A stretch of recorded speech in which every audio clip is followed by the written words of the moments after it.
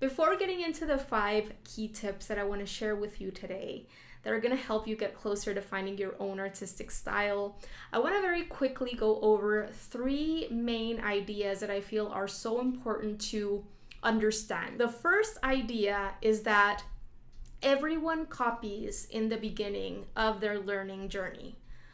Whenever anyone is trying to learn anything new, whether it's how to braid your hair to how to ride a bike, you observe what someone who knows how to do that given activity, how they are doing it, right? And you're trying to copy what they are doing, and that's how you get started in the beginning.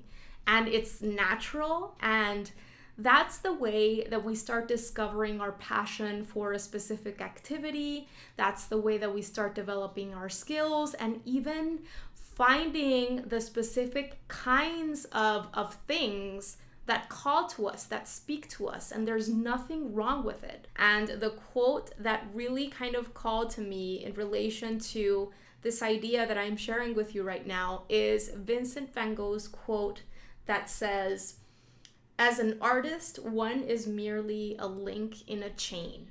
And I feel it's so true because as artists today in the present moment, we have been an evolution, right, of the kinds of art styles that have happened or have existed before our time. It's all an evolution, and we always get inspiration or even influenced by the kind of art styles that we've been exposed to in our lives, right? And so in a way, we are building upon evolving all together, and all artists in mass form. So we're all evolving together and we're building upon each other. In other words, no one artist is an island.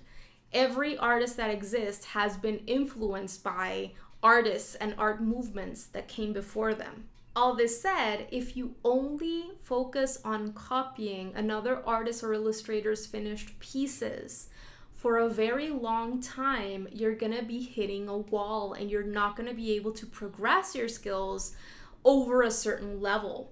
And if you want to become proficient in your art, if you want to get to a point at which you're selling your work or even sharing your work with large groups of people, you have to be able to create your own original artwork, to build up your own original art from scratch, from the bottom up, using your own concepts, right? And going through your very own creative process.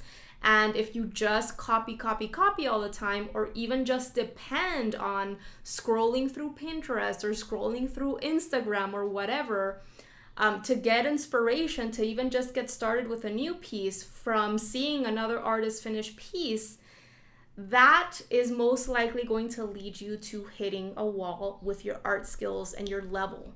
The second idea that I want to share with you guys before moving into today's tips is that even though, yes, every single one of us is affected by, influenced by, inspired by other artists' work, whether we want to or not, or whether it's consciously or subconsciously, each and every single one of us has his or her own unique mishmash of experiences, of people who have influenced us throughout our lives and our formative years, as well as later on, our own strengths and weaknesses, and we all have this combination that no one else in the world has. And it's by uncovering this mishmash, this unique combination of all of these different things that make you yourself, exploring, testing out how you can actually apply these things in your own creative process, that you start developing your own artistic style and voice. It's this mishmash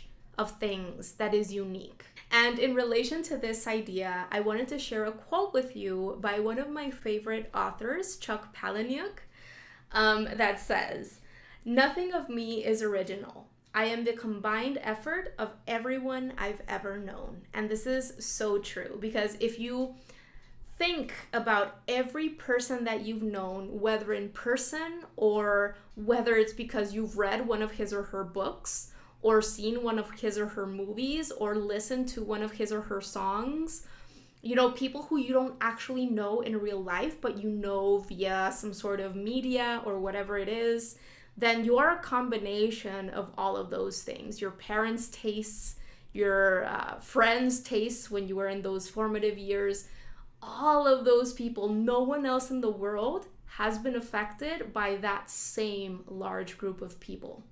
And the third idea that I want to share with you is that, at least in my opinion, if you're just getting started on your artistic journey and it's been less than a year that you've been creating art consistently, I honestly don't think that you should be pressuring yourself to find an art style just yet, or that you should have this as a goal. I think this could hinder you more than help you. And I feel that this is something that should be organically reached through continuing to hone your skills, through gaining momentum, through staying consistent, and through just continuing to develop your skills and your knowledge of art. And it's gonna come to you naturally.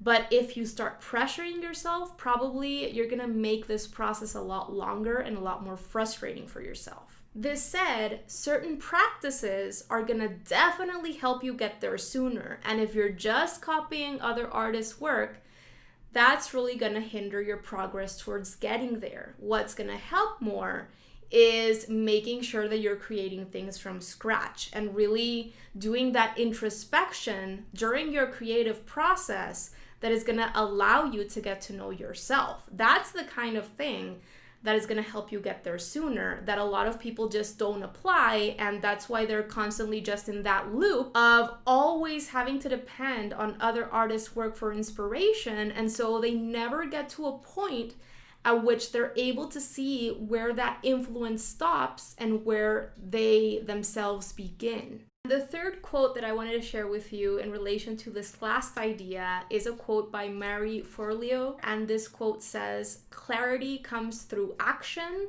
not thought." And I think that this is so true, and it really applies to us as artists as well. The only way that we're going to get to discover ourselves artistically and our own creative process, what we like, what we don't like, and our own way of doing things, and the message that we want to share into the world, is by doing the thing, by putting ourselves through the process of building up something from scratch.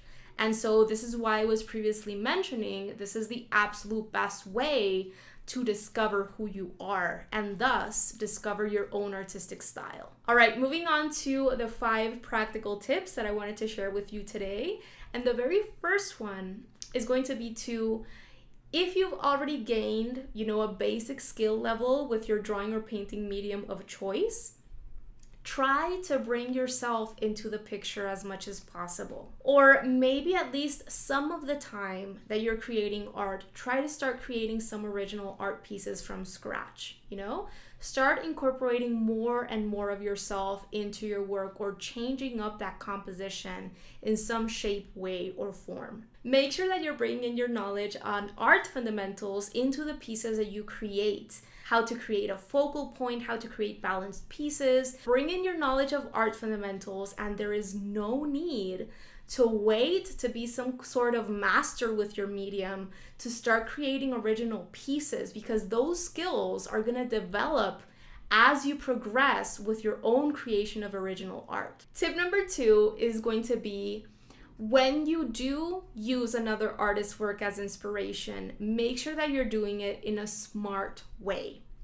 And what I mean by this is, if you feel very inspired by a piece created by another artist and it draws you in, it calls to you, make time to really analyze that piece and be specific about the things that are calling to you, so that you can make sure to apply only those specific things to your work and leave out the rest, or combine it with other things from other artists' work that call to you as well. So you can create, once again, your own mishmash of influences, okay? So whenever you see a piece that you like, ask yourself, what is it specifically that calls to me about this piece? Is it the artist's use of color? Is it the subject? Is it the level of realism to abstraction presented in the piece? What is it about that particular artist's use of elements and principles of art Is it the mood of the piece? What is it that is calling to you? And what do you feel could be improved? What would you do differently? So ask yourself all of these things, and then instead of just copying one piece the way it is, you're bringing a little bit more of yourself into the piece. Tip number 3 is going to be to limit consumption and increase creation. With the internet, we are constantly bombarded, even more so than before, with other artists' amazing work and with all of these different, visual pieces of information. And it's very easy as visual people to get distracted by something that we have right in front of us. We never know when that influence stops and where we start. And when you're constantly bombarded by all of this distraction and you have all of this around you all the time, it's going to be very difficult for you to just be able to sit down in silence with yourself and analyze the influences, everything that you already have inside of yourself, which I promise you by this point in your life, you probably already have, your tastes are already developed, your personality is already developed. You just have to sit down and listen to all of those influences and who you are already. You don't need to have things around you all of the time. You just need to practice listening to yourself and trusting that you have it in you to create something original without the need of external influences. You are perfectly capable of coming up with your very own concepts and ideas, believe it or not. Okay, you have everything you need already inside of you to succeed, and it's gonna get easier and easier the more original art you build up from scratch. Once you have that concept, take your own photos, or at least look for your own photos online, or create your own still life arrangement to draw or paint from direct observation.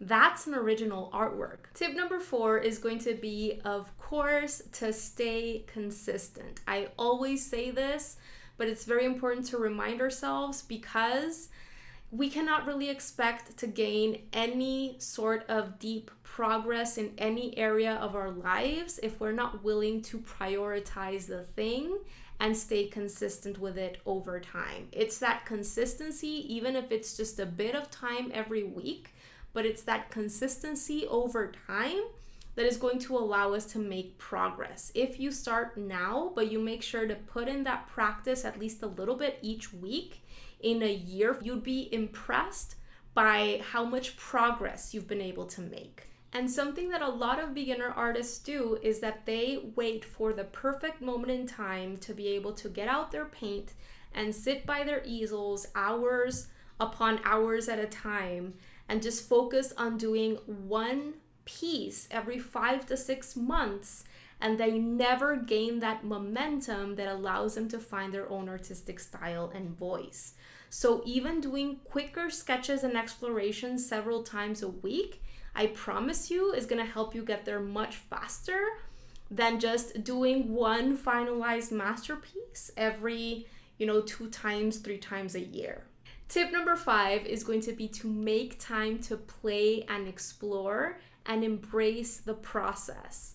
It's very important to realize that the value of an artwork isn't only in the final product, but in the process of creation itself. It's through the process, through having those accidents and playing around and really asking ourselves, what would happen if I change this, and just allowing yourself to do things differently, that you get to discover who you are as an artist and really improve your skills. And this is going to help you get to a point at which you're creating original art just so much sooner if you actually embrace that learning and that exploration.